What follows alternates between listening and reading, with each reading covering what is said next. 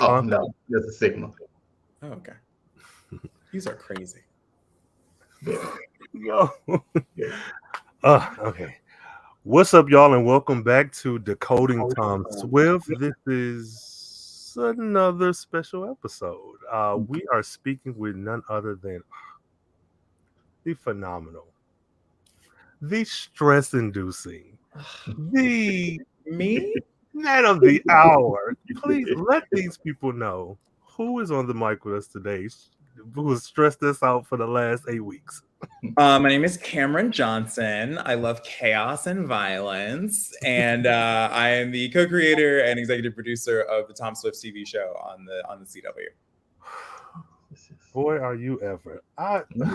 Okay, y'all, you already know who I am. Rhayne Coleman and Carefree Blur. Hit me up on Twitter, and I have my wonderful co-host. Please let them know who else is on the mic with me today. M. Haynes, already feeling the stress and chaos that is about to come. Good Lord. Okay, so 9 is wild and 10 is insane. See, already. 9 is probably episode 9 is like you make like emotionally like you may cry, like we really go there, and then 10. Oh God, I mean, 10 is. I don't know if 10 is my favorite. 10 is probably some of the best writing I've personally ever done. Okay. But like but it's a really fun ride, and y'all gonna be real mad at the end. Just really upset. Okay, that doesn't make it any better. Oh my goodness, okay? So diving right in, because clearly, y'all, if y'all don't know, get with it. Cameron, where did this come from? Where are you and Tom Swift? Where am I and Tom Swift? Okay, yeah. So the larger story, the narrative is this: I was being dumb on Twitter, as I often am. I am often dumb on Twitter. I have a lot of stupid jokes and stuff like that. Mm-hmm. And I got a DM from Josh Safran, who's the showrunner of Gossip Girl. And he was like, hey, surprise, bitch. I follow you on Twitter. You want to Saf? And I'd been working on other shows. I worked on Empire for a couple of years. I'd sold a couple of pilots, one to Bravo and then to Peacock and then another one to Fox. And so it was like a sort of like, okay, cool. Like, oh, this is going to be my next job. It'll be fun. And then I got into the meeting for that staffing meetings when you're trying to get a job, usually, especially at that level, like are a few meetings. So it's like you meet the showrunner and then you meet like the other producers, you meet blah, blah, blah.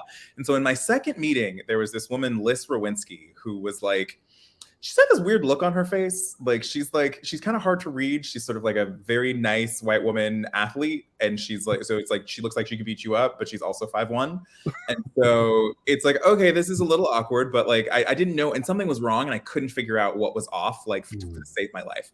And so I went and I sat on my couch in this living room and I was like, fuck, something is wrong. I don't know what it is, blah, blah, blah. And what it was that Liz was trying to figure out how to make it so that I didn't get this job so that I could do the other show that they were working on, Tom Swift, which is going to be a spinoff of Nancy Drew.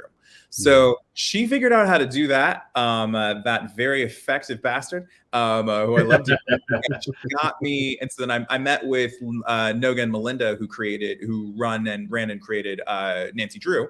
And we had just like a lovely little chat about, this is what I love about science fiction and my love of James Bond and, my dad being annoying and my love of shoes and clothes and such. And like, they had a lot of great ideas and they came to me with a lot of like with a lot of like the lore of the show and stuff like that already broken. But the question of like, who is Tom Swift and what is the character going to be like and all of that, it was important to me that it just felt authentic. It just felt like this is a real Black person who is going to be as cool as possible. And then how can we take that same idea of like, how do we make this cool and authentic and expand it outward into the rest of the world? So they didn't know what Jack and Jill was, and that's how we got the Tubman Society. They didn't know what stuff like that. So there's all sorts of all that kind of stuff that we can sort of add that people who are Black know, but like people who like maybe are very well intentioned and love us and want to write about us don't necessarily know. So yeah. Cool. Oh, wild ride. Thank you. Wild ride. And then it was, that was 2 years ago. That was maybe June or July of 2020. And then we spent about 6 months writing writing both the episode 215 of Nancy Drew and also the first episode of Tom Swift. And then we shot Melinda and Tian went to Canada. This was before vaccines, so they had to like lock themselves in a hotel for an hour. Not for an hour. I'm sorry, for 14 days before they could go film. And then we shot that. We did testing with that, and then the network was like, "We don't know, maybe." And then that was because we were supposed to find out May 30th of 2021, and then in August of 2021, they were like, "Surprise, bitch! Like, here we are. Let's do it." And so, and here we are. We did it. Good Lord. Yes. I vividly remember that agonizing wait. It was like, hey, what y'all doing? Like, are we maybe? It was very weird. It was like, maybe. And for me, it was like, I was trying not to process it as a rejection. Like, I was like, okay, I failed. Like, I was trying not to process it that way. But I was like, damn, this sure fucking feels like failure. Like, I am pissed. And then you go, and then it's like, amusing given where we are now. But it was like a whole thing as I went through it, where it was like, it was a great exercise in like giving it up to Jesus or whomever you believe in, and like just sort of letting it be whatever it is, because at a certain point, especially in this business, so much is out of your control. And so if you've done your best, which I feel like I did, and then you worked your hardest, then like it is what it is. So, agree. Yes. You mentioning kind of like, just kind of stepping into like that Tom Swift thing, knowing that this was, connected to Nancy Drew, and knowing that this was, its own thing. Did that make you nervous in any way? Make me nervous? No. I mean, the thing it made me nervous about was, the things, Nancy Drew and Tom Swift are very different shows. And so my concern was that, Nancy Drew is at times funny, but at its core, it's really this like thoughtful, emotional exploration of like adolescence and young womanhood and coming into your own identity and stuff like that. And it can be really, like kind of sad. It can be sad and it can be really heavy and that kind of thing. And I just wanted to be able to be funny, and I wanted to be able to do things that were emotionally resonant, but like but still find that balance. And I think it's a credit to Noga and Melinda that we were able to sort of bring our very different points of view together. Like Melinda is like somebody's mom, and she's like, not culturally conservative, but very like, so like, what is Grindr? Like very that. Like, okay. So are you telling me what now? Like, and Noga is hella cool, but and Noga is hella cool. And Noga and I are actually about the same age, but she's got like just a very different life in that, she's like the supernatural, and she's been a horror movie writer forever. And I'm literally like been writing soap and comedy for all my career. And so it was being able to bring those two things together. I would have been nervous had I been working with lesser people, but I wasn't. And so yeah. Oh my God, that is a testament to them. And when you mentioned drama, the soap opera-ness shone through last night. When I tell you, before getting to, I do want to touch on the conversation, the word choice, the everything surrounding speech, the script. I love that Tom Swift does not feel like it's mining Twitter for content. I love that Tom Swift feels like people having real conversations. And I know you mentioned some of the black things that maybe your co-writers were not fully aware of. And it rings so true. With even though the Tubman Society being created for this show, it very much feels like, is there some secret Illuminati of like Jack and Jill? I mean, we have not saved anyone. We're not building a planet, but like maybe I'm on a trip. I don't know. But I absolutely love that. I love that part of it, that it feels like a real show. People are saying, Zinzi especially, like, oh yeah, Zinzi's great. I mean everyone, but like when I think of her scenes when they're full of energy, they don't feel like, dang it, Tom, you're stifling me. I'm girl bossing. Like it feels like an actual. I mean, the thing is, I love Twitter, but like, I've had a few. have a few platinum tweets, and like it's never. I've never been able to hit like the meme ones. I've never been able to hit like he's a 10, but he's a 10, but such and such. It's always something that is like real and funny and honest that goes. And that goes reasonably big, or is like particularly like trenchant and politically or astute in the moment. But I think like Twitter is and like trying to write like Twitter is sort of it's kind of a weakness, if that makes any sense for writers. Because you watch a show and it's like, I've seen this. Like I know what. It's not only have I seen it, it's I know what's gonna happen. Absolutely. I know what the bit is. I know what the meme is. The only time I've ever seen that done well is Insecure when she tosses the baby. Yeah. I was like, and there's others that I'm thinking of. There's one that just came, and like I think the other two does a really wonderful job of like taking internet culture and playing with it. But like it's not. I don't know. For me, that feels like lazy writing, and it feels like the work of people who aren't funny and people who are trying to sound young. And so I'm not 22, but a bitch is funny. And so 22-year-old. So hey, it's fine. Just bring him in. It very much gives when people are so like mining Twitter for that content. It very much gives. How do you do, fellow kids? It's like no. And as much as I love 30 Rock, I don't want to do that. There is one joke in the in the pilot where you're watching too many Hamlet TikToks, and the Variety reviewer said that was hello fellow kids, and I'm like, fuck you. That was not a fellow kids joke. That was hilarious. And I added it while in anaphylactic shock in Atlanta the day before we shot the pilot. So hey, give me that's a break. It was really funny. Yeah, Jesus. But like I do want to say, just like for me personally, like strong silent top has entered into my vocabulary. Yes. So I appreciate that. I that in the anaphylactic shock the night before we shot the pilot. We got these. So I should probably explain why I was in anaphylactic shock. I have a lot of allergies, and I'm allergic to like nuts and beans and all kinds of shit. Like you'll see that'll make sense in a couple episodes. But with that said, there was like a like you remember in 6 she stabs someone with that pen. I got one of those right here. But with that said, don't let the smooth taste fool you. I will die if you give me a peanut.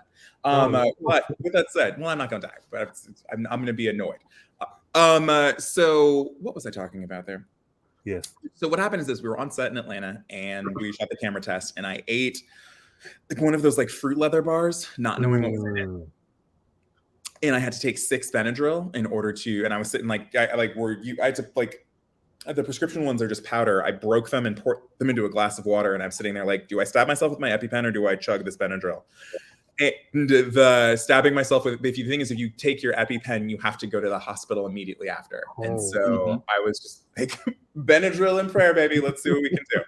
And so those are those jokes. But Strong Silent Top was another favorite of mine. Absolutely. Yes. Yeah. Well, what I'm hearing is that Tom Swift is basically Cameron. Tom Swift is not Cameron Johnson. Tom is a lot meaner than I am. But I'm also about 15 years older than Tom, or 12 years older than Tom. So like I have learned to hold things back. I've learned to, I wouldn't call my best friend. I wouldn't. Come on. I wouldn't. So Zenzi is a real person. Zenzi is my best friend's name is Zenzi. We went to high school. We were in high school together. And so I've been trying to name a character after her for years. And the character herself, personality-wise, is a blend of her and my god sister, Danielle, who we sort of put them together. And Danny is the one who like reads me quite often. And so, but I would never say any of those things to them. But with that said, like, I think there's that. And I think there's also a lot of like, wish fulfillment, fantasy. Like, I think if there's like, I said to myself, well, if I were a 22 to 25-year-old billionaire, like, and I were Black, what would I want to do? Like, what would I have? Like, what could we get? And so I think that's sort of like, what if you were Iron Man, I think has been really fun. Yeah. But you are correct in that, like, I did put a lot of myself into it. I put a lot of my own life story in terms of like my relationship with my father and, my, sort of quest for acceptance, and I put a lot of just a lot of my own life into it. I mean, the stuff with the like episode 2, the stuff that happens with the Darbies, like that happened to me. Not in a cave.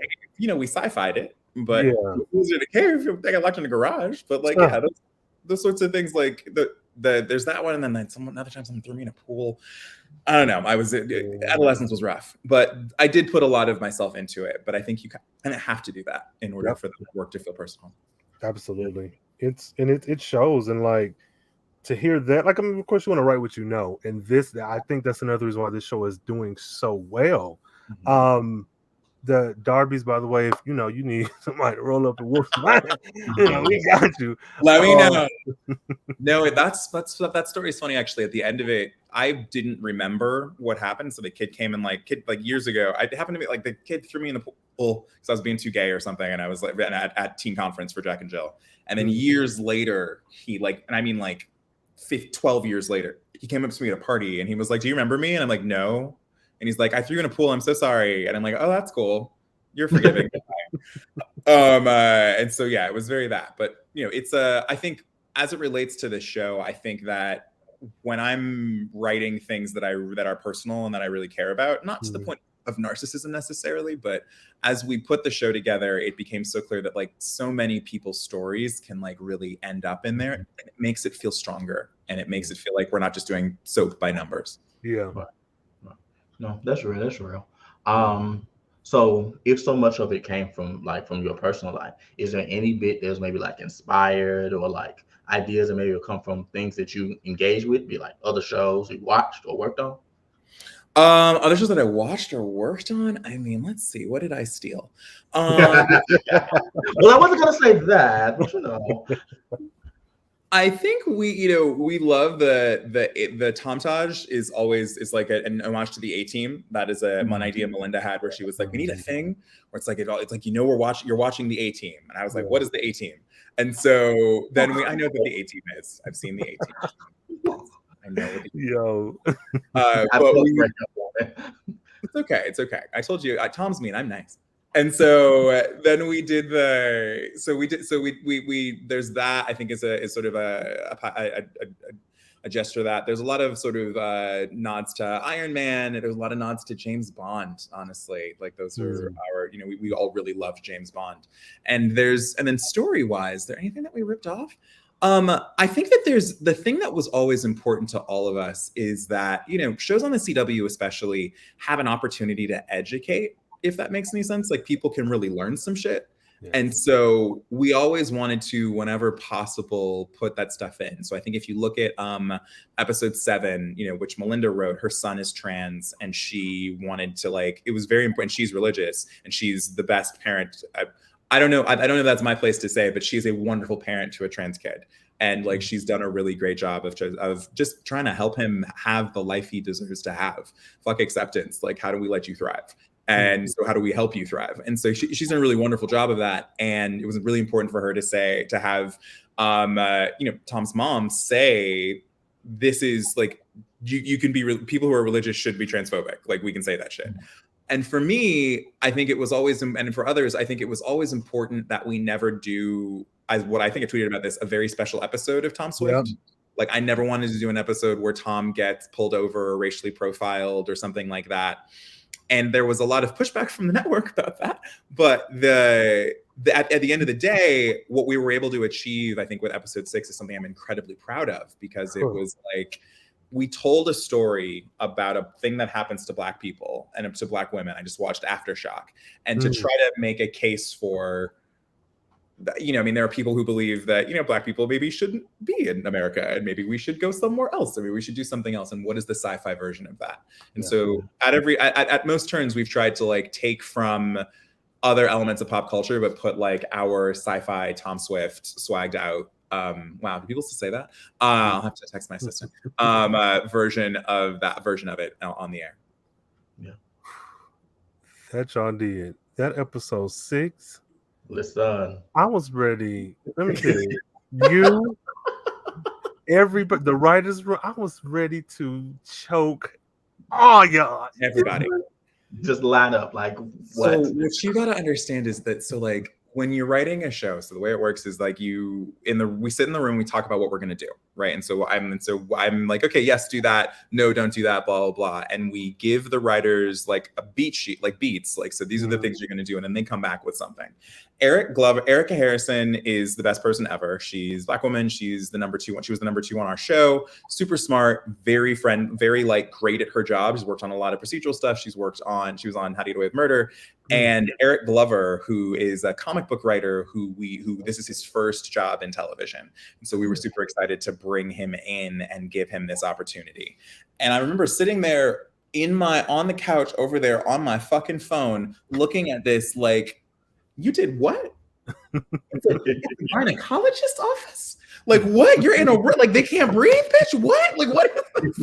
I was like, okay. I mean, I feel brilliant, but oh my God, like you really took that and ran with it. It was wonderful. It was just like so shocking, and like I had to every time I had to explain to some of the writers that when I text them like you need Jesus, like that's a compliment, right? And so you're doing it right. And so that's what I did shoot him. I shot them both a You Need Jesus. We're going to church. But yeah, it was a wonderful one. Y'all, the way so we clearly do a live show every Thursday. And for that particular episode, we had a conversation about how well episode 6 made up for everything in episodes 1 through 5. Like the issues that we had, like even with Lorraine's attitude, I was like, why is she so why the way in which she's angry with Tom feels to be kind of like, out of whack with his actual behavior. And so to have it come back full circle, for me to be so angry at Lorraine this whole season, like, girl, give him a break, his daddy dead. Yeah. I'm one who, ever since I was a child, and I made this example before, when I'm watching a sitcom, I'm like, I understand it's a sitcom. I understand it's 22 standalone episodes with maybe a to be continued in a few of them. But if Regine has a red wig and it's such a big plot point in episode 16, why wasn't that alluded to in maybe episode 13 or 14? And I get that even in other CW shows that I enjoy. I'm like, I still don't. This one, 6, forget about it. Yeah, we needed to shift. Thank you so much for noticing that. We really appreciate it. And there's a lot of part of the luxury of that is having written so much of it before we started production. Okay. So it's like, what needs to, so it's like we got close and it's like, okay, well, actually that needs to happen and that needs to happen, blah, blah, blah. But it was important for us in the end of the season to really, Tom, especially up front, is kind of a dick. And like, he's kind of a dick. It's like, it's acceptable. You're pretty, you're smart. I will deal with it. But it's like, he's kind of a dick. And so we had to find a way to help him understand why his mom is so angry and why his mom is so scared for him. And then in addition to that, find a way to sort of get him into balance with like the ego and also the weight that sits on his shoulders. And it's one thing, I gotta go save my dad, which is big enough stakes, but then it's like I gotta save my dad, and maybe am I being expected to save my people like as well? Like what? And it was a wonderful sort of transitional moment for him. And I think you see play out over the rest of the season, where it's like he goes through the emotion, even in you haven't seen that yet. But there's a thing that happens in the next episode, a conversation with somebody that would have been handled very differently in episode 102 than it would have been handled in episode 109. Okay. No, we saw it already. Just refresh our memory. We saw it already. You saw it already? I don't know what happened. Maybe there's a dinner. There's a dinner. It's a whole thing. Dinner, I love a dinner scene, and there's drama, and it's good. Oh, we love dramatic dinners. Yeah. So kind of building off of that idea, like I'm a big like lore nerd. Like I love like to know what's going on that we don't get to see. Is there anything like set up in like the world building or like even the characters that you're proud of that we probably wouldn't see like on the show? In the world building and the characters that you wouldn't actively notice. Let me see. Hopefully you noticed it all. That's why we did it. I think that like the sets are something that we're really proud of, honestly. Like I think they did a really wonderful job of making our production designer, Charlie DeBow, making these just that house is like actually to scale. So it is that hallway is probably 100 feet long, and then there's 2 living rooms on each side of it. There's an upper floor, and so it's really, really, really crazy. And so I think that's fun. I think that in terms of the world building, I mean, you caught it. That's the thing, is you caught it. If memory serves, on Twitter, you said, wasn't that Signet Ring Man the Latino guy from the beginning? And I was like, I remember seeing that shit and being like, what? Like, and there was somebody else who clocked that. And then I bet you this is Lorraine who's behind this kidnapping. I was like, wait, what? Like, the people were reading. Listen, the people were watching. People are watching TV. And so astute audiences. And so, yeah, I think that was all really wonderful. I think those builds I think have been really important. And is there any else thing in the world building that I think we wouldn't have noticed? I mean, nothing I can say without noticing. I mean, I think you get to episode 10 and you're going to have some thoughts. You might even be like, oh, that's what he was like heckling about. But yeah. Yeah. Oh, speaking of, let me tell you, we had a brief exchange, but I'll be watching. Okay, and y'all, the way that you all have put this show together, I truly thought I was going crazy when we saw evil Latino assassin in the Cotillion episode, because I am very aware of what I'm looking at. I'm probably hyper aware because of the type of show, but that camera work, y'all. Okay, so the gag is this. It was so obvious at first. So literally the take that he did is that when he walks in, he like the bottle of cocoa butter, I am black, don't he was is Tom. So he like literally like starts at Tom's back and like made his hand all the way down and around, and then we really did a thing, I mean, which is called hanging a lantern on it, but basically like pausing on this and making it clear that this thing has happened. And we watched it and we were like, it's so obvious, we have to pull it back. And so we cut probably, it was a complicated shot to cut around, but we cut probably 2/3 of what was there. And so what you saw was just the very tail end, because we didn't want you to clock it. And so for anyone to have noticed it, it's given how hard I worked to like. You did your job. You did. Yeah. It's just, I was so hyper focused on him. Mainly, not even from episode 1, but from him being at the house, like getting ready to rough up Zinzi. I was like, okay, what? Yeah. So trust and believe. Y'all did that. I appreciate it. I just wanted to make sure that you saw that it worked, that we were appropriately scared.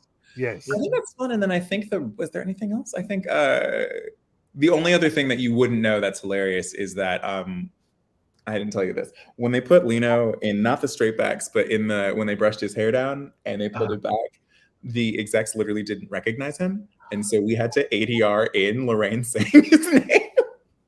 Oh my God. They were like, we're concerned people won't recognize who Lino is. And I love our execs. I love every single one of our execs. They're wonderful, but it was absolutely hilarious. They were like, who is that?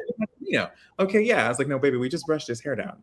This is the same person. That is hilarious. Especially with Lino's one of the only few light-skinned people on this show. I mean, that's kind of it. He's it. I mean, who else is it gonna be? Yo, oh my God, that's hilarious. That is, yeah. Ooh, okay. Yeah. I like Lino. So yeah, I like whoever cast him, I like Lino. Yeah. I would like to pivot just a bit, so we can just discuss my disdain for not Claire, but evil Rashida Jones. Evil Rashida Jones. Damn. Because when I first saw her in those bangs, that is the first thing that came to mind, because I could only see Black AF and I could only see The Office. And I was like, why? Truly thought that was Rashida Jones for like the first couple seconds. And I was like, no. This is Rashida Jones variant. What's happening? Is this where they put the budget? What's happening? Truly. What do you mean? Okay. I mean, so where Susanna came from, well, Susanna Robb is also a friend of mine. I named almost all of the characters after friends of mine. Basically, unless they explicitly asked me not to name characters after them. But then even Danny, my god sister, was like, "Don't name a character after me," and then she watched the show and she was like, "Name a character after me." Like, I don't understand why is there not a character named after me? And so that's a fun Easter egg for episode 10. There's some sort of Danny in there. But with that said, when we were casting, there was a blonde girl that we looked for, and then we, in casting, you kind of have it's sort of negotiation with the network, and so we decided, okay, so this is Elizabeth Cappuccino is the person we're going to work with. It never occurred to me that she looked like Rashida Jones until y'all said it, and now I can't unsee it. I can't never. I'm like, okay, well, that's who you are now. Like, this is fine. Yeah, it's the haircut, it's the mannerisms. Mm-hmm. Where she comes from is there was a desire to take the road. Once we realized that, if you watched episode 8, spoiler alert, we know that Eskelin Zenzi, got it in, swirled it up, did what had to be done. I think she left her hair on though. I don't think she took the wig off. I think she left it on. But with that said, so we know that happened, and y'all have some feelings about that.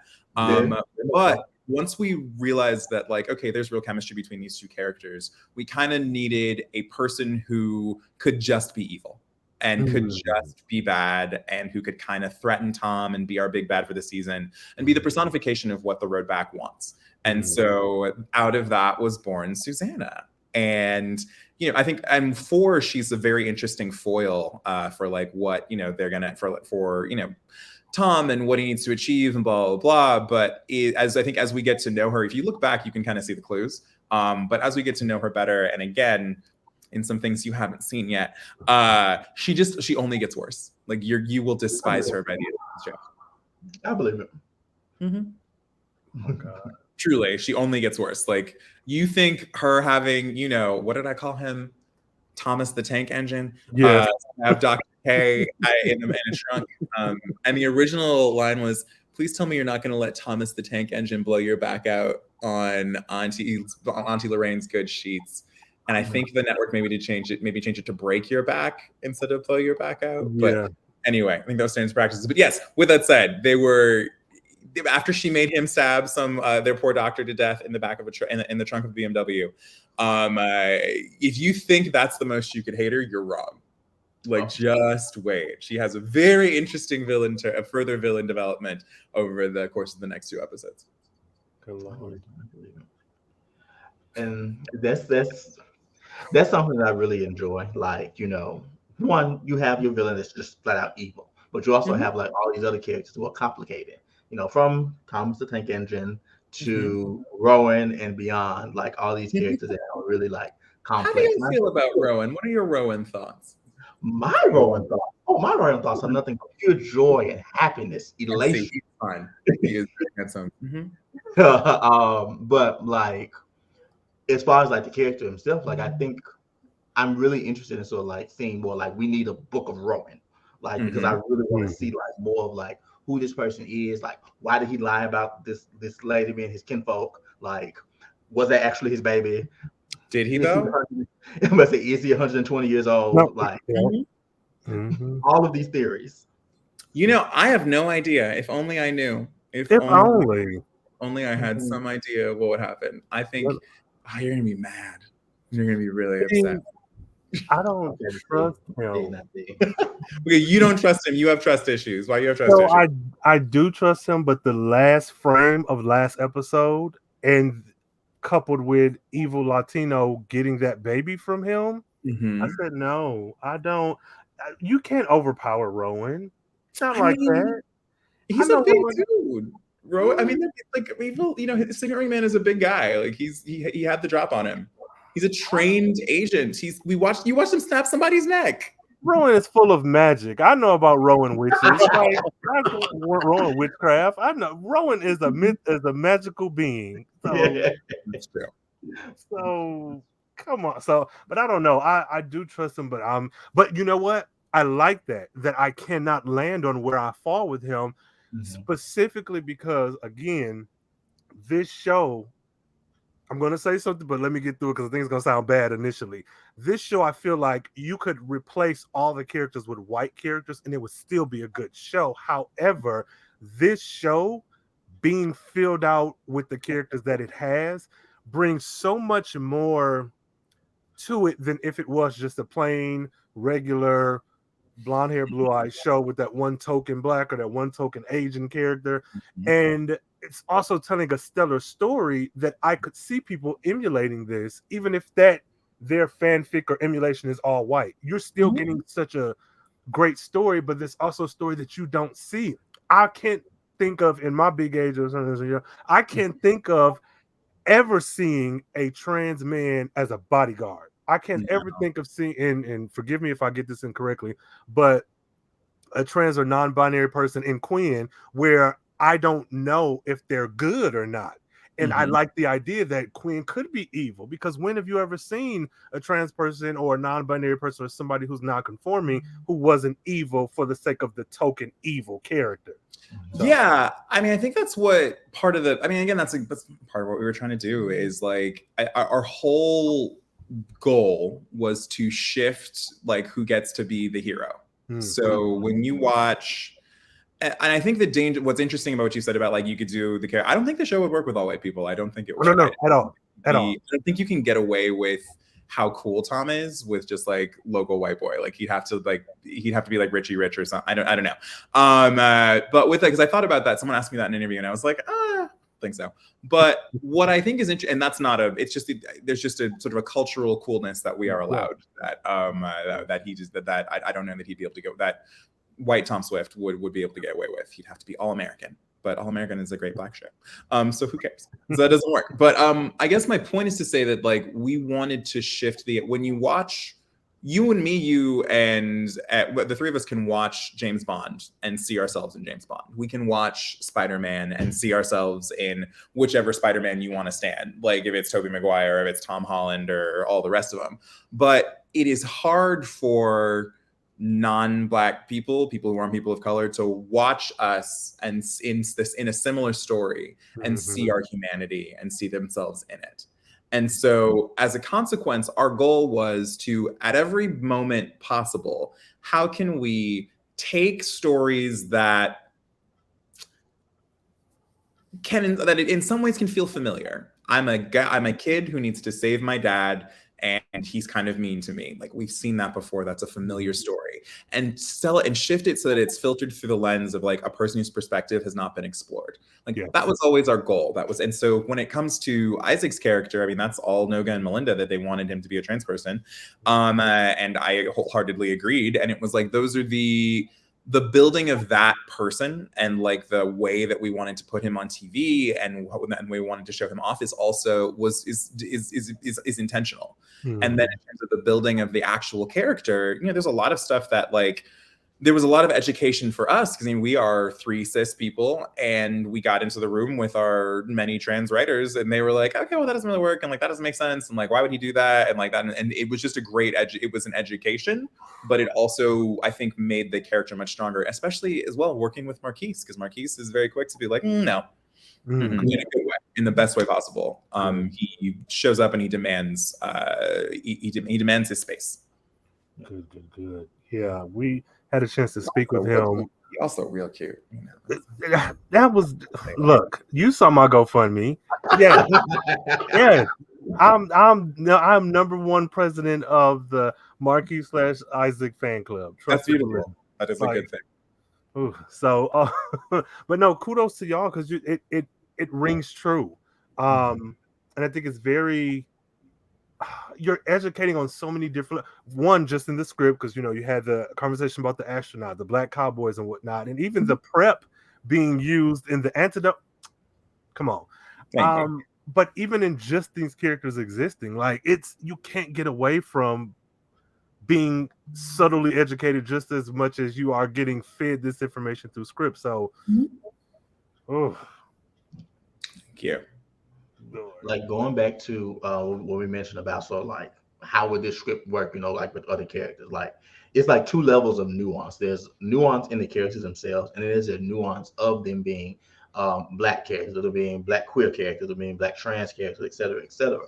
Like there's so much stuff that's brought into that makes it so that we can see these characters as not just like interesting people just to watch, but also as like full blown like oh, like this is like a fully fleshed out character. This is like Mhm. fully like realized. These are fully realized human beings. I guess my question is like, was that difficult to kind of get to that point where you felt like, oh, like yes, this is who this character can be? Let me think. So if I'm hearing you correctly, was it difficult to make these people feel as real as possible?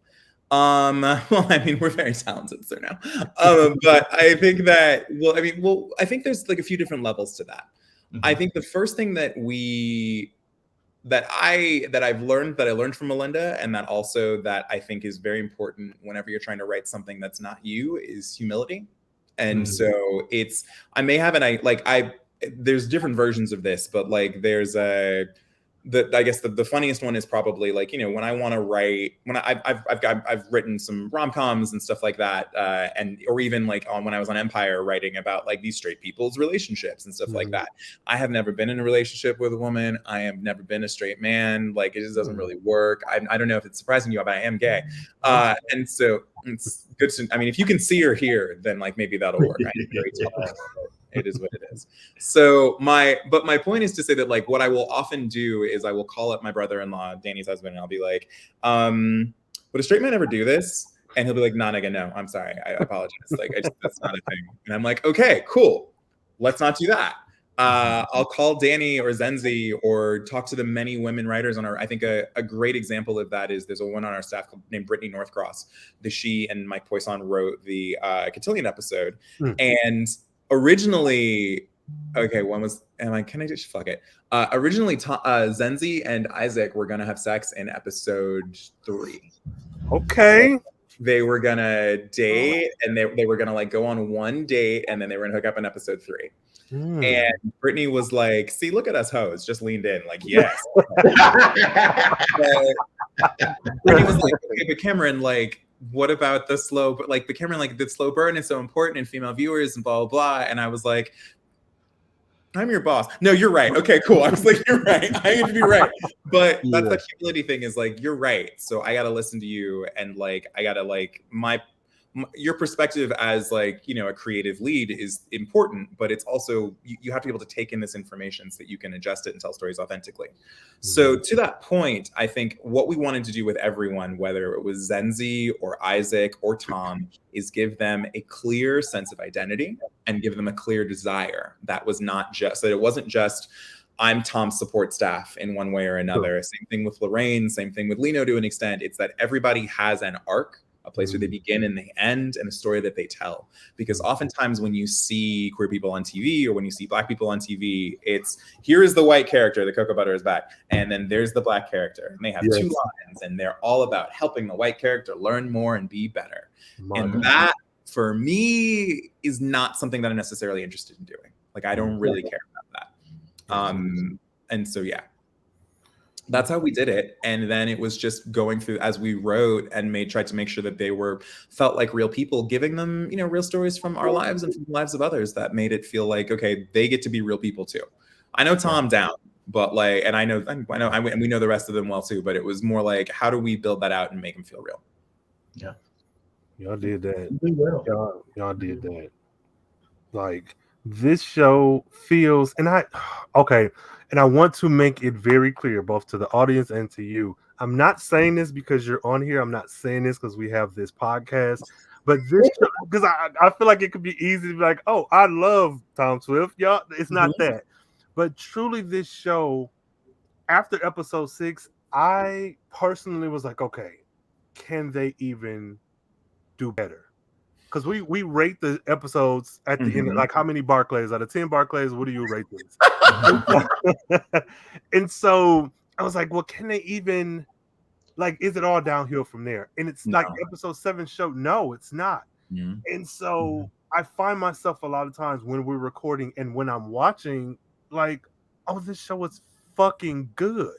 Thank you. Like, episode 6 made me cry. I don't cry. I lease my emotions. I probably cry once every 2 or 3 years. Okay. Like, I watched that. I remember sitting in my offices that way. And so I was sitting in my office and I was just like watching it on my bigger computer. And I was like, am I crying? Like, what's happening? And I just fully lost it. And then like came back in and was like, okay, so at 28 seconds of the fall, can we add more? Can we add more elevators? Can we slow down the effect of the dart hitting them? But it's just because you're giving notes on a cut. But it's like, I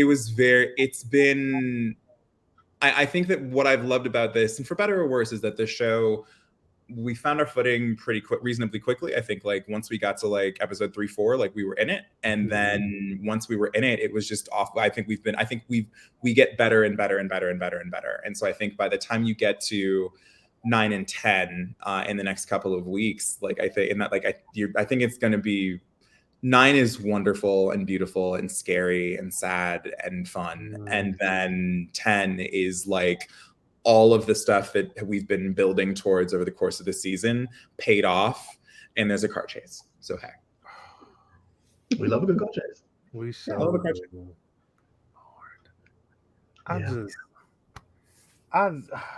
I'm pre-stressed. I'm stressed in advance. Pre-stressed, stressed in advance. Good, be stressed. It's good. It's real stressful. It's real stress.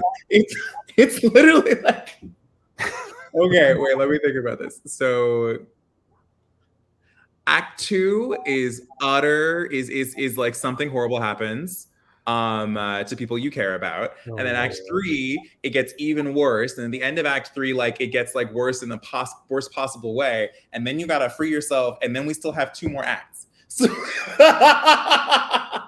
so it's literally like, I remember when I was writing that, I was like, you are fucked up. What is wrong with you? Like because I kept having to, a lot of the changes that we were making were like to raise the stakes. And so it was like, okay, well, I mean, at the end, I guess that has to happen to them. Okay, cool. Oh, I guess that has to happen to them too. Oh God. And then, you know, I sort of relish making people both laugh and cry in an episode. And so I think you will get there. And T in terms of performance, it's gonna be good. So I'm just gonna apologize in advance for whatever fuckery comes out of my mouth or comes out of my finger. If you have to curse me out, that's okay. You can get in my DMs and call me all kinds of motherfuckers, bitches, and hoes. That's fine. Yeah.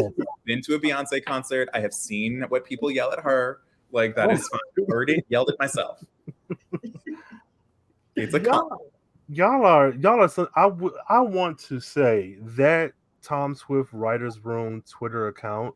Oh yeah, on fire. I absolutely love it. I don't know who's behind it, if there's one or many, but they are killing it.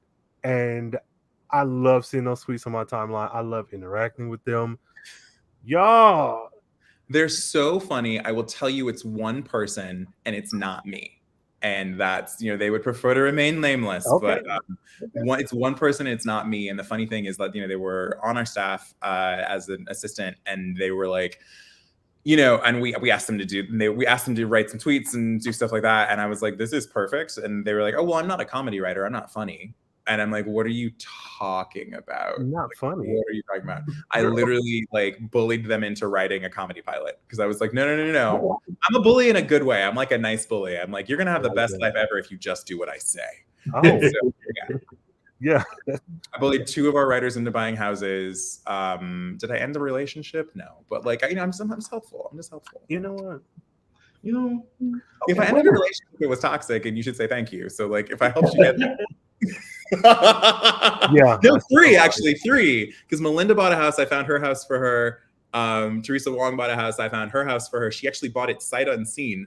And Brad Marquez, who wrote, Teresa and Brad wrote 108, and Brad wrote 104 with Fola Periola. We were Brad used to be a video game designer. He's very successful. And he lives in this very cute bachelor pad, and he's no longer a bachelor. He's got this beautiful fiance, and they were living together, and she's like hiding from the Zoom. And Brad had just bought this very expensive new BMW. And I said, Brad, what if you had one less BMW and one more bedroom? He fell out of the chair laughing, and they just moved into their new place a month ago. Good. Ooh. Bullying for good. So yeah, but if you curse me out after episode 10, go for it. I understand. Oh my God. Well, put us on your bully list. Because clearly you have the magic touch, the Midas touch. Definitely. Me and M. Haynes had a conversation, and this is not me auditioned for a job. But we were talking because we both write books, and so I was like, well, I'm going off explaining to him, oh my God, I think I want to write in TV about whatever. And I was like, you know what?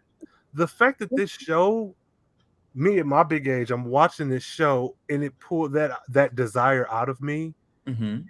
I can only imagine somebody who's like 16, 17, ready to go off to school, who, though they enjoy TV and probably like writing, never really fathomed a Tom Swift type show that represented them so well or more closely than, say, a Gossip Girl. Mm-hmm. I'm like, I'm grown. I have bills in a 401k, and I'm like, oh, I just want to write TV. It's something I've wanted to do, but just the fact that I watch TV so much, but this is the show that brought that thought out of me in that way. I'm like, I know this. It's just a testament to what y'all are doing. So thank you. I'm glad we could inspire, but more than that, you should absolutely try to don't just go write a script, take a class. Take like a nice UCLA extension screenwriting class, learn how to do it, get some structure. It's a whole thing. And hit me up when you're ready. But I think there's TV that I watch. There's things that I watched where I was like, that made me want to be a writer. So I think about like Ryan Murphy and what he was able to do with Nip Tuck. And I think about and I was like, wow, I really want to be, or Alan Ball and what he was able to do with 6 Feet Under.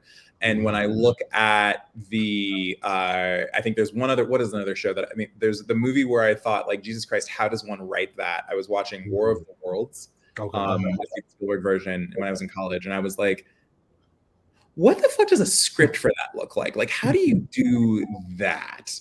And that's why we're here. So yeah, go do it. But thank you for I don't feel gassed up, but I'm going to accept it. I think that if there's anything that that we have to inspire more writers and we have to make more people get into this business, because there aren't a lot of us. There really aren't. There are 5 Black showrunners and 2 of them live on this block. Literally, one of those is like a block from me. Yo. So it's me and Josh Allen, like around the corner. We used to work on Empire together, and then he moved here with his husband in the pandemic. And I was like, oh, okay, the 2 Black gay showrunners. But and it's like there really aren't, and there's just not a lot of us. And so we need more people of color in this business, and we need more people who can tell like just stories that vary and are different than what we're used to seeing. Oh yes. And so I hope that like somebody can watch that and you're like, I'm gonna go see. Let me see if I can go make a joke about a tall white man. How can I make that? Yes. What can I do? Though you look like a Kool-Aid ad, I think is another one of my favorites from 108. That's pretty cool. The comedy. So related to that, I was curious, like, since you say, we need more of these, like, what advice would you give to someone who's looking, like, to try to get into writing for television in particular? For writing for TV, I think there's a couple of things that you can do. The first thing you need to do is you need to get an education in screenwriting. And what that means is I went to school for it. I went to USC. I majored in political science and I minored in screenwriting, and that is that. But what I mean by an education in screenwriting is that can be a class online. That can be, reading a bunch of books. That can be getting a degree in it. There's a lot of ways to do it, but screenwriting is like writing, but there's a kind of a specific trade and craft to it that you need to go learn how to do. So how do I write a script so that it looks professional? What's story structure? And then you got to learn the basics of of structure. And so whether you're going to write in comedy or drama, you got to know like how story works. And so if you watch any half-hour comedy, like especially it is usually 3 acts. In the first act, a decision is made. At the end of the second act, it's all about the complications of that decision. Something blows up in their faces, and then act 3 is about them resolving that problem. If you watch, the best TV show to watch for structure for me has always been Law and Order. Yes. So you watch Act 1, and if there's going to be a trial in the episode, the person that they catch at the end of Act 1 is not the person. If there's no trial in that episode, if there's a trial in that episode, that is the person. Then at the end of Act 2, there's something else, and there's another escalation, and then it's over. And you can literally clock it every 15 minutes, where like this is changing, this is changing, this is changing, this is changing, and that was incredibly helpful to me when I was learning to write. And the most important thing, especially if you want to write drama, but really comedy as well, is you have to develop a voice. And so what I mean by that is that there are a lot of people who can write CBS procedural, like who can write like it's CSI or something like that. I can come up with a crime, but there aren't a lot of people who, one, have something to say about the world, and two, have a distinctive way of saying it. You think about Scandal, Shonda Rhimes. You think about like we know what an Olivia Pope read sounds like, and even on shows that she didn't create but are under her umbrella, you go watch How to Get Away with Murder, you see it. You think about Ryan Murphy and the way that he runs through story and the way that people talk to each other and stuff like that. You can see it. You think about Greg Berlanti, the way he works, like you can see it. And so those are you think about Issa and like the sort of the connective tissue that's there, like you can see that work. And so you create a voice by living, like having a life, making stupid mistakes, dating to people you shouldn't, having a family, having an existence, and then figuring out how you want to take those experiences and put them on the page so that when someone is reading your work, even if the story is something that is familiar, it is through your lens and it is spoken in a way and told in a way that only you can do. Oh, a word, Lord. I hope you write that down. Y'all want to see my note? No.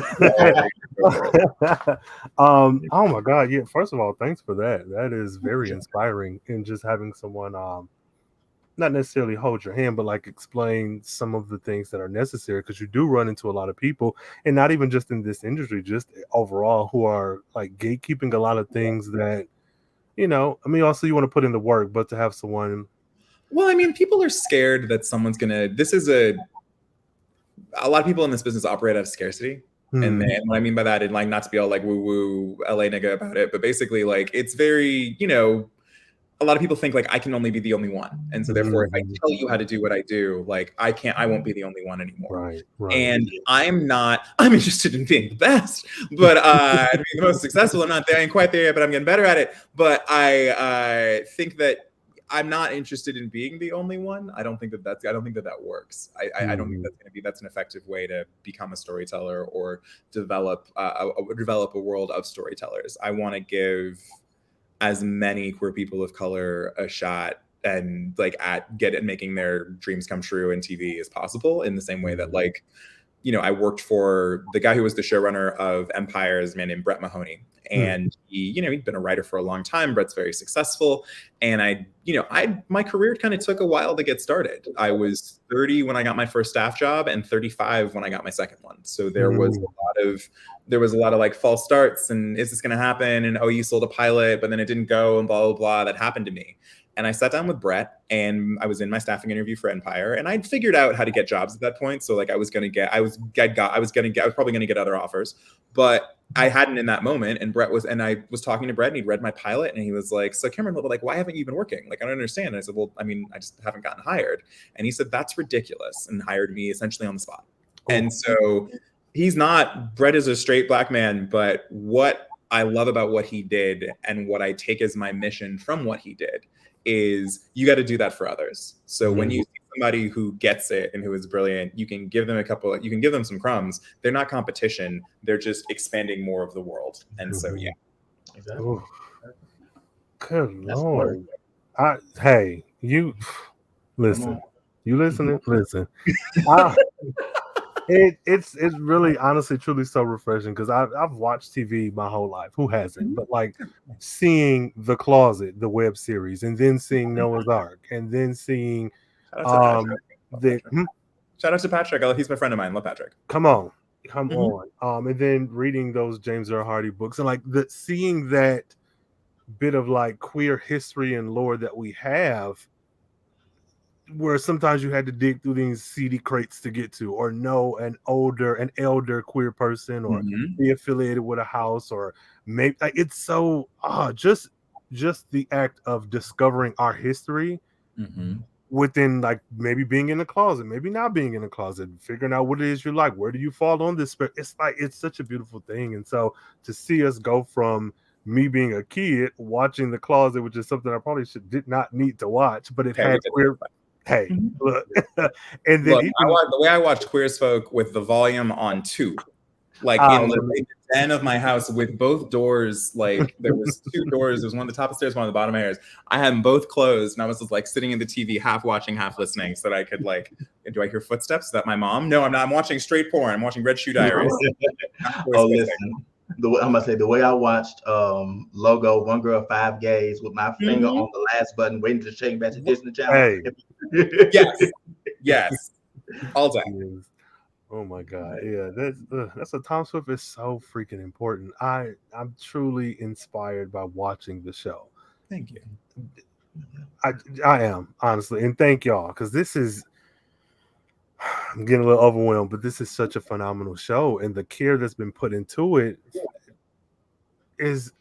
I cannot recall a time where I've heard a Black cast, regardless of sexuality, talk so highly about how they're treated behind the scenes. Yeah, how you're able to give input about wardrobe, how hair and makeup isn't, truly Annabeth from Kentucky who's just doing your hair because we're too scared to hire Rhayne and M. It's like the care, like that. Well, the thing is, like, it was interesting when we first started. Tian got a bad haircut.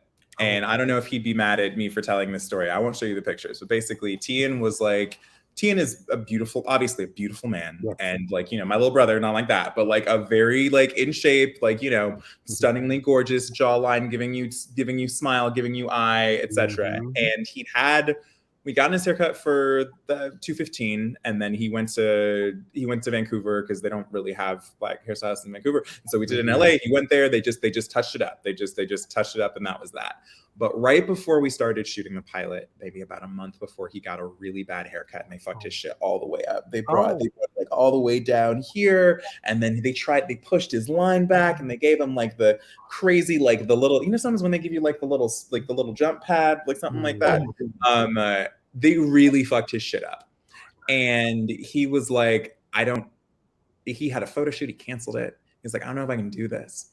And the reason why I wanted to shoot in Atlanta was because we have an all-Black cast, and it was really important that we were able to get an all-Black cast. We need to be able to get Black extras, and we needed to be able to get Black people who can do makeup and hair. When I went to, not even when I went to Atlanta, like a few days before I flew out in January to shoot the pilot, Tian had like the haircutting people had arrived, and Tyrone, the master barber, who was our on-set barber, had come through and did his thing, and he had he fixed it.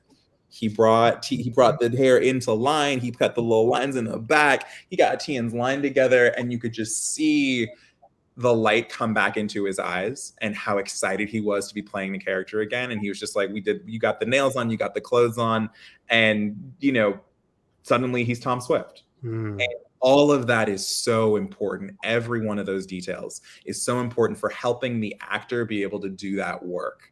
And when you think about, like, for someone like Ashley, who'd been on Riverdale, where she was the only Black person, where Ashley literally had to do her own hair and buy her own clothing, which is unheard of and insane. She was like, for Ashley to be able to go in and be like, I'll give you one little bit of trivia, but Ashley able to go in and like, have the people who know how to do her hair, have people do her makeup, have people know how to do this stuff. And have it be great. It's been wonderful. And that is like, I'm honored that like they've received that, because like, that's what I really, actually, even the craziest one is probably Albert. So Albert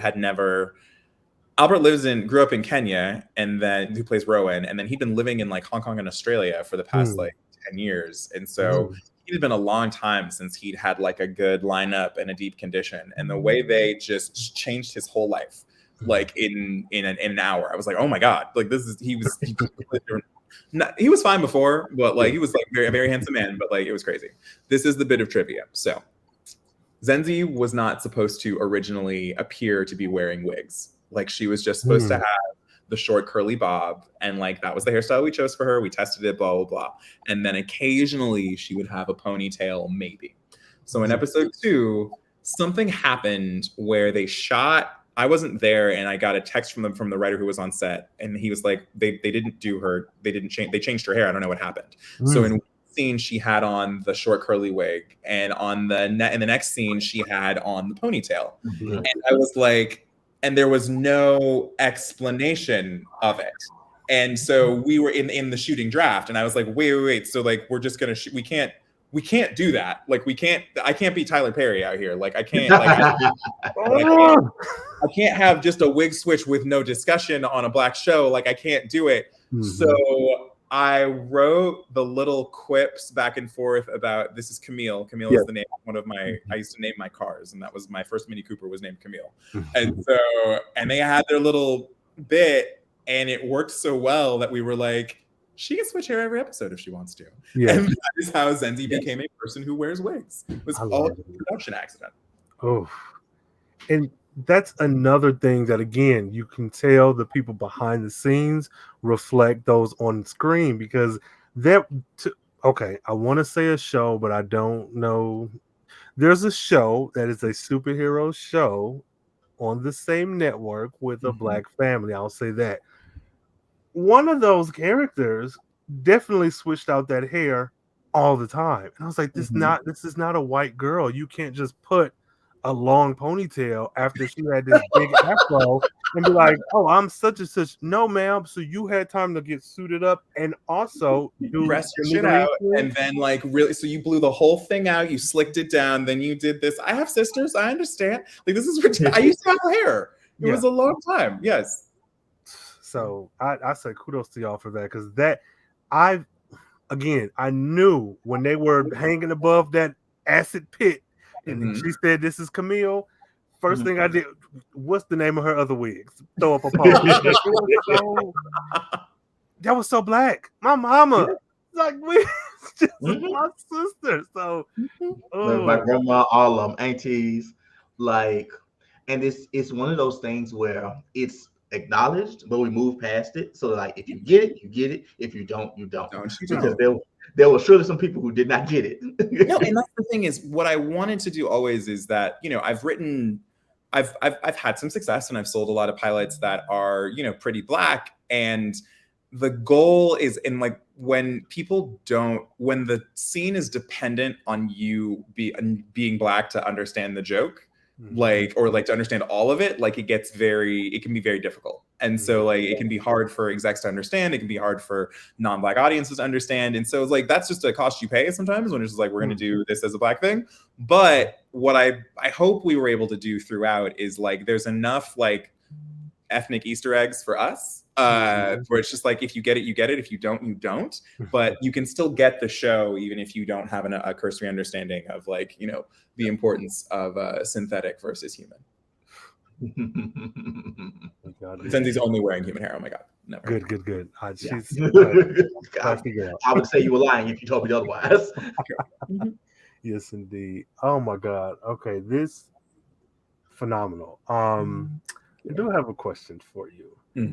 When it comes to Tom Swift, not a comparison, but what other shows, because we're big nerds over here and the multiverse is open, thank you, Dr. Strange.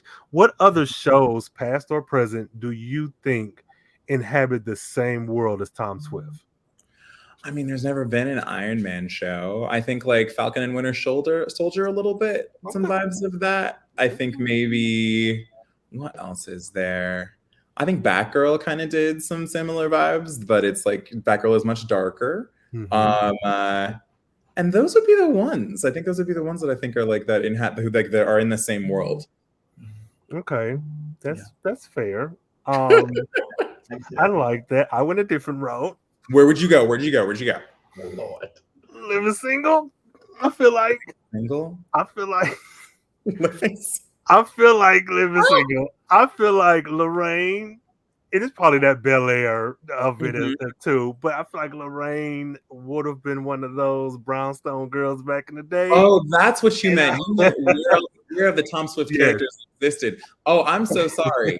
Yes, Lorraine definitely was in med school, and she knows Maxine Shaw. Yes. Like, they absolutely hang out, and like, she's at the party. I'm sure she's in some of those scenes. I think that's good.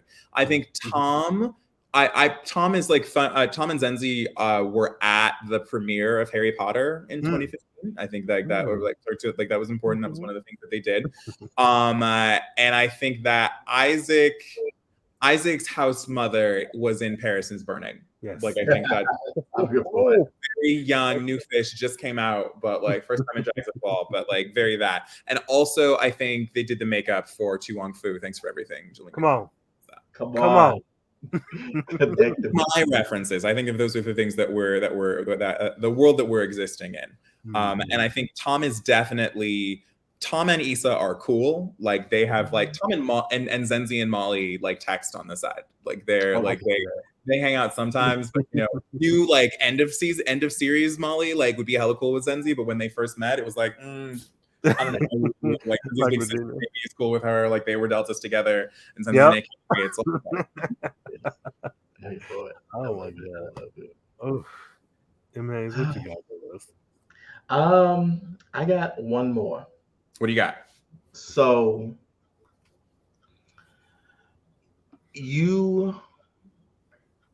it's 10 years later. Mm-hmm.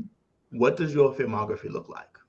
What does my filmography look like? Oh God. I mean, I want like 27,000 more created by credits. And I want to do, I mean,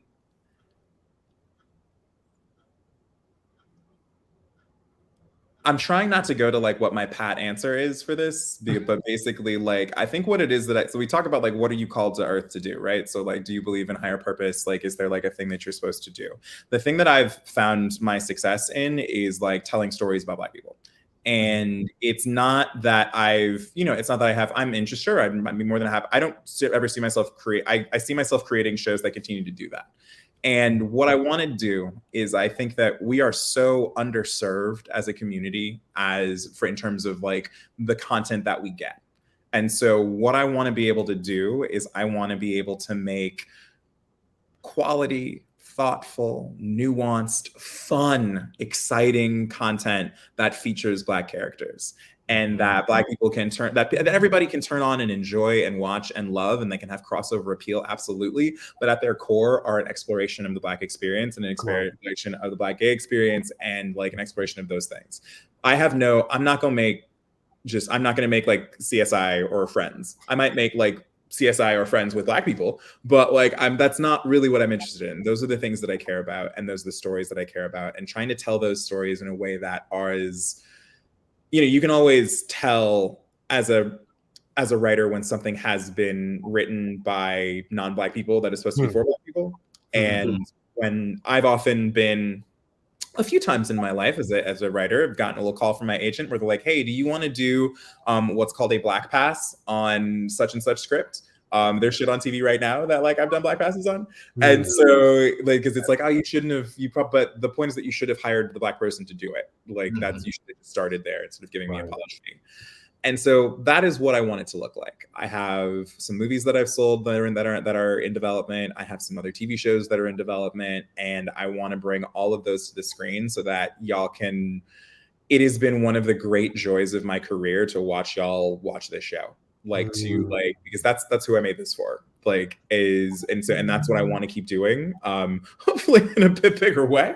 But I feel like that's what I want to keep doing. I want to keep making people gasp and shout and tweet and live stream and podcast, because I think that's the fun, and that's what I loved about TV for myself. I've always loved TV as a form of escape, but also as a forum to learn and like a place to get excited and learns and find some shit and explore some shit and see a world that I hadn't seen before. And so that's what I want to do. And so 10 years, I hope I've got 27 more created by credits, a giant overall with like a really good partner. And there we go. Oh, go. Lord. Good Lord. You have really done a number on me tonight. Oh, thank you. I'm sure M. Haynes feels the same. Oh God. To see you, and I'll say this, I was a bit nervous when it came down to speaking to you. I was like, man, he is so great. And I'm like, you are probably the same age. Relax.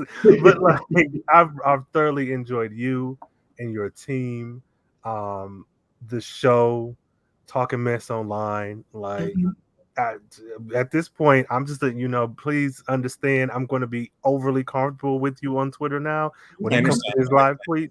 You've gotten familiar, and that's good. Okay, cool. Understand. I will remove the "don't make fun of the audience" filter for a moment, like the bound like permissions. I may have to get in that ass, but it's okay. It's okay. But you can warn. It's okay. Good. I just thank you for coming on the show. Thank you for speaking with us. Is there anything that you maybe want to end with, or have something on your mind, or if you want to just share episode 9's plot? But I'm not going to share episode 9's plot because honestly, you wouldn't believe me if I told you. Like, it's that ridiculous. Like, and not ridiculous in a bad way, but in like it's in a very like earned, like deep hurt your feelings kind of way. Like you're gonna love it. And so I mean, just guess who's coming to dinner, I guess. And so I think that'll be fun. But with that, I think the other part of it is there's that. And is there anything else I would want to say? Just thank you all for watching the show. Like, I think that it's really, I've been on SAS before. I've had many episodes of TV air and that kind of thing. But it's very, very weird to like take your baby and put it out into the world and let it go and see what people think about it. And it's been so wonderful to see people receive what you wanted them to receive. And so thank you so much for all of that. I will continue to be ridiculous on Twitter. Hit me. Continue to watch the show. I am Cameron J. Awesome on all platforms. On Twitter, I am funny and political. On Instagram, I am sickening. And that is it. That's all we do. Cool. I do want to say, though, when you guys have a reunion special, you can definitely invite us to host. Oh, for sure. Yeah, we'll definitely host and sit up and talk shop with you guys. We're just gonna throw that out there, I will make sure that you are on the list. It's gonna happen. All right. Listen. Oh my God, you're such a joy. If you can, social medias and all that. Yeah, across the board. One of the things. Yeah. Perfect. I about to say, so yeah, find me, Lucis Deuce, everywhere. Yes, indeed. And of course, me, Rhayne Coleman, Carefree Blurred, and all of those links will be in the show notes. Check them out. If you haven't been, where have you been? Check out Tom Swift. And for those of you who've been along for the ride, use that hashtag DTSPod on Tuesdays, Active Food. And until next time, stay carefree, stay nerdy, stay geeky. And if you happen to run across Claire, do put her under the prison. Now, Brittany, not her. You don't have a problem with Brittany. But if you run into Claire, lock her up and throw away the key and burn and melt the key, please. Forever. You're gonna like episode 10. You're gonna like episode 10. Okay. That's all I need. And also throwing more motorcycle scenes. But yeah, thank you guys, and check y'all next time.